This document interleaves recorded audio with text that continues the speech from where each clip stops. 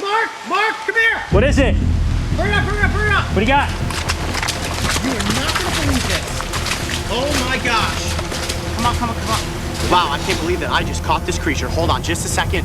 They peel back my hand. Look at that. Do you know what that is?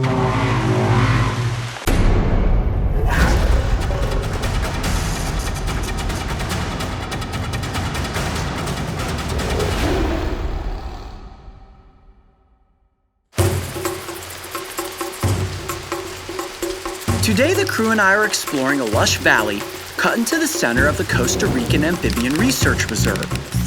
This biological safe haven spans over 100 acres and is home to many species of birds, reptiles, amphibians, and countless creepy crawlies. Wow, look at those ants.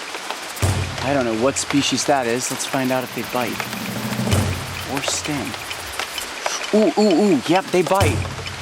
Ah, look at that.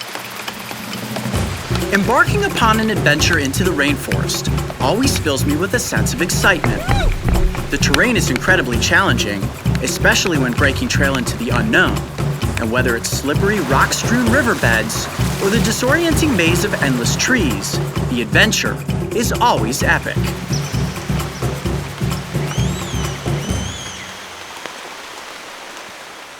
When it comes to finding animals, doing so in a rainstorm is incredibly challenging.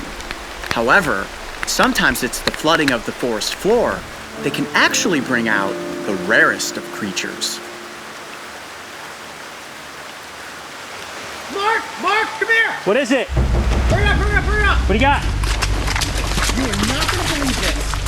Oh my gosh. Come on. Wow, I can't believe that I just caught this creature. Hold on just a second. They peel back my hand. Look at that. Do you know what that is? Whoa, looks like a giant earthworm. It is actually an amphibian, and it is called a Sicilian. Let me get out of the leaves here. Oh, I can't believe that we just caught this. And I bet you the reason that I even saw it was because there's so much water moving through here. Let me see if I can just lay it out on my hands. Wow. That is one of the most bizarre animals you will ever come across in the rainforest. Whoa, it is slippery. Looks fast. Look at that, it just tied itself into a knot. Whoa. And actually this end is the head. Look at that. I can't keep it in my fingers. It is like a slippery water balloon. Is it slimy? It is incredibly slimy. Just put your fingers out there and feel it. It feels just like an earthworm. It does. It looks like a mix between a snake and a giant worm. Even the little rings in this animal's body make it look as if it has segments like an earthworm, but in fact, that is just the pattern of its skin. You could search for years out here in the rainforest and never come across one of these. You literally have to dig in the leaf litter or deep down into the earth to find them. This is one of the most incredible fossorial creatures that we could have possibly come across, and it is so... Hey, Coyote, I'm sorry to stop you, man. The camera's getting doused. I'm afraid we're gonna lose the camera. Dude, we have to film this animal. I know. Okay, I got an idea. Mario, hand me that plastic container. Okay, we always have a container with us in case we need to put an amphibian in it. And I think what we do, let's actually take the Sicilian to a more controlled environment, get some macro shots, get you guys an episode. The odds of us ever coming across one of these again, probably slim to none. So we'll bring it back here to release it, but let's get ourselves where we're not getting soaked by the rain, because yeah, you're gonna destroy your camera, aren't you? Yeah, I saw rain cloud go over, like it's... Okay, let's cut the camera and let's continue the scene in a controlled location. Okay. Oh, this is so cool though. All right, Mario, pack him up, man. Let's get out of here. Let's go.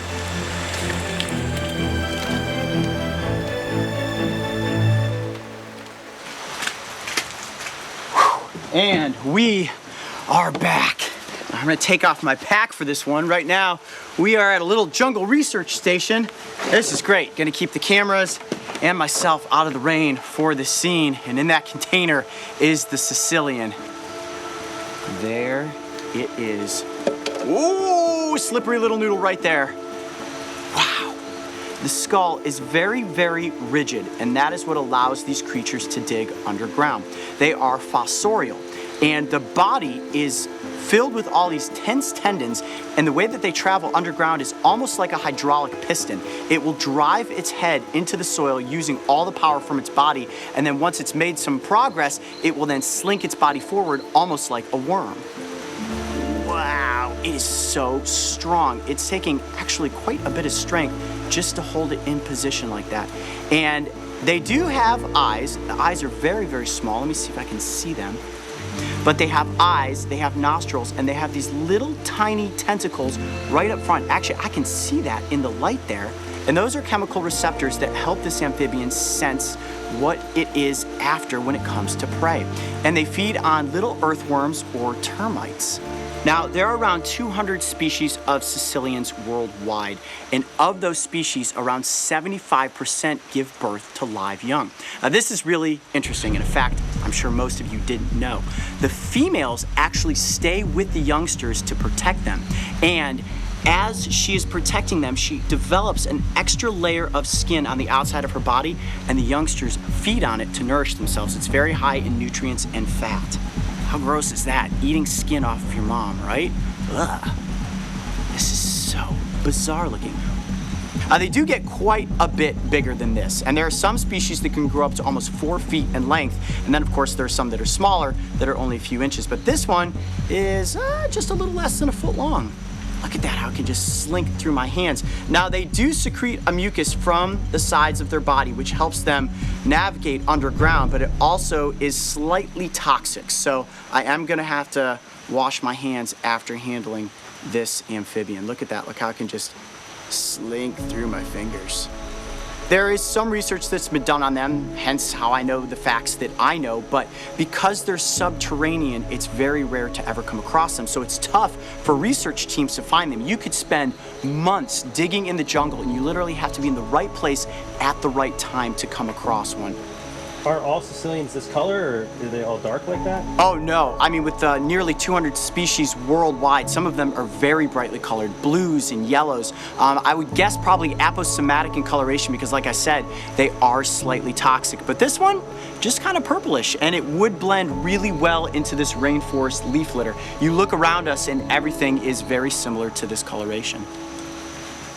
I was excited because I've never seen one before, and I knew that everybody out there watching would love to see this unique amphibian. How cool is this? Pretty awesome. Yeah, wow. All right, well, let's get it back into the rainforest and see what else we can find. I'm Coyote Peterson. Be brave. Stay wild. We'll see you on the next adventure. Gonna take my pack. I have come across some bizarre creatures, but to have gotten a caecilian, an animal that almost never comes to the forest surface, up close for the cameras, was a moment the crew and I will never forget. We released the animal right where we found it and managed to capture on camera some of its natural and very rarely seen behaviors, just before it disappeared beneath the leaves and back under the ground. If you thought the caecilian was bizarre, make sure to go back and check out the giant black sea slug. And don't forget, subscribe so you can join me and the crew on this season of Breaking Trail. Okay, so this is cool, showing the comparison of the giant black sea slug next to much smaller brown sea slug.